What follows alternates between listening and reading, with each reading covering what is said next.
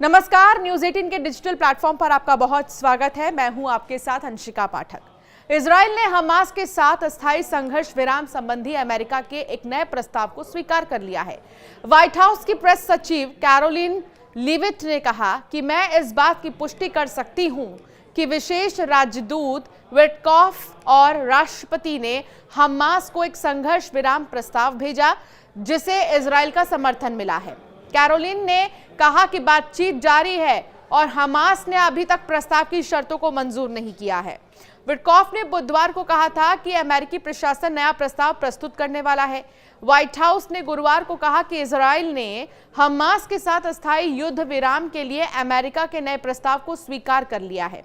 अमेरिकी राष्ट्रपति Donald Trump के विशेष दूत स्टीव विटकॉफ ने इस हफ्ते की शुरुआत में इजराइल हमास युद्ध को रोकने और हमले में पकड़े गए बंधकों को वापस करने के लिए एक समझौते पर मध्यस्थता करने में उसके बारे में उम्मीद जताई थी। ये भी जानिए कि आखिर प्रस्ताव पर हमास क्या कह रहा है। उन्होंने कहा है कि ये हमारे लोगों की किसी भी मांग का जवाब नहीं देता है, जिनमें से सबसे प्रमुख युद्ध और अकाल को रोकना है।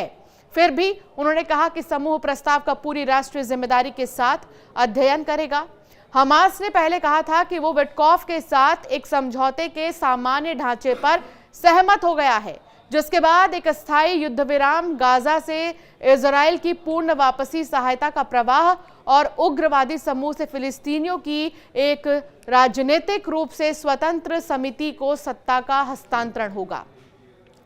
बता दें आपको कि इजरायली प्रधानमंत्री नेतन्याहू ने युद्ध को खत्म करने से इनकार कर दिया था जब तक कि सभी बंधकों को रिहा और हमास को खत्म नहीं कर दिया जाता। उन्होंने कहा था कि इजराइल गाजा को नियंत्रित करेगा और अपनी अधिकांश आबादी को उनकी इच्छा से प्रवास की सुविधा प्रदान करेगा। फिलिस्तीनियों और अधिकांश अंतर्राष्ट्रीय समुदाय ने गाजा की आबादी को फिर से बसाने की योजना को अस्वीकार कर दिया है। विशेषज्ञों का यह कहना है कि यह कदम अंतर्राष्ट्रीय कानून का उल्लंघन करेगा।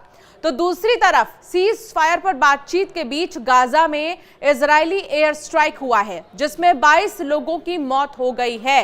आंकड़े बढ़ भी सकते हैं। गाजा में एक घर पर इजरायली हवाई हमले में 22 लोग मारे गए हैं, जिनमें 9 महिलाएं और बच्चे शामिल हैं। दीर अल बलाह शहर में अल अक्सा शहीद अस्पताल के अधिकारियों के अनुसार यह हमला मध्य गाजा के शहरी शरणार्थी शिविर बुरेज में एक घर पर हुआ। इजरायली सेना ने इस संबंध में अभी तक कोई टिप्पणी नहीं की है। इससे पहले गाजा शहर के दाराज इलाके में एक स्कूल पर इजरायली एयर स्ट्राइक में कम से कम 20 लोगों की मौत हो गई और दर्जनों लोग घायल हुए हैं। ये स्कूल बेघर लोगों का सहारा बना हुआ था।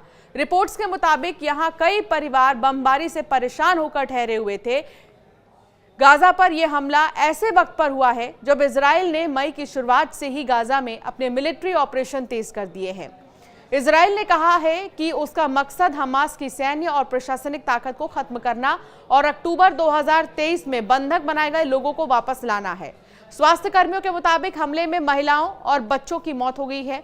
हालांकि इजरायली सेना की ओर से इस हमले पर कोई आधिकारिक बयान नहीं आया है। मीडिया रिपोर्ट्स का यह कहना है कि इजरायली सेना ने गाजा में लगभग 77% हिस्से पर कब्जा कर लिया है। ये तो जमीनी सेना की मौजूदगी से या लोगों को खाली कराने के आदेश और बमबारी के जरिए की गई है। वहीं दूसरी तरफ गाजा भुखमरी की तरफ तेजी से बढ़ रहा है। हालांकि इंटरनेशनल दबाव और भुखमरी की वार्निंग के बावजूद इजराइल ने हाल ही में मानवीय सहायता पर लगी रोक में ढील दी थी, लेकिन प्रधानमंत्री नेतन्याहू ने साफ कहा है कि इजराइल पूरे गाजा पर कंट्रोल रखेंगे। गाजा में अब तक 53,000 से भी ज्यादा लोग मारे जा चुके हैं, जिनमें बड़ी तादाद में नागरिक शामिल हैं। 20 लाख की आबादी वाले गाजा के नागरिक अब विस्थापित हो चुके हैं।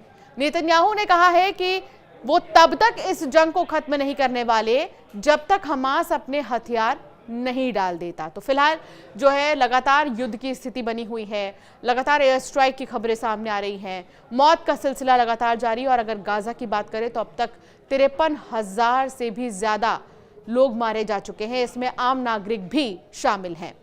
आपका क्या कहना है इजराइल के इस एयर स्ट्राइक पर? हमें जरूर कमेंट कर बताएं।